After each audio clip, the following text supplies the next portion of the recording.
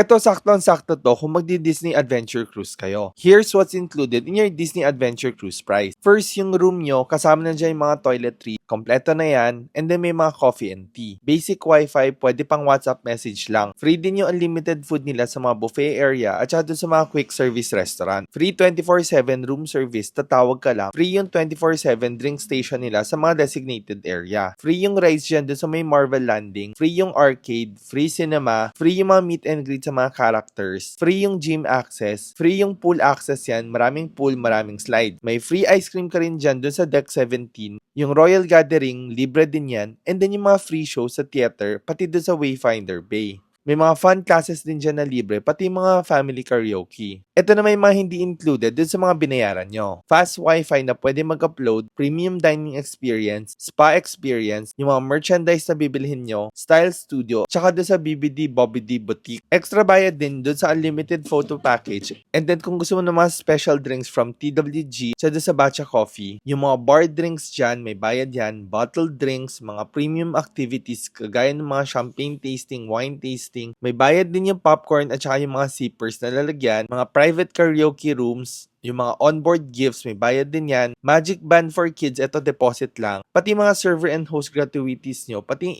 18% gratuities sa mga ship purchases nyo, hindi pa yan kasama dun sa cruise price nyo. If ever man na may kulang ako dito, comment nyo lang below yung questions nyo para masagot ko. May 8% din pala ako na discount for Agoda Hotel bookings. Worldwide yan. 2 codes pwede nyo gamitin. And follow me for more Disney Adventure Cruise tips.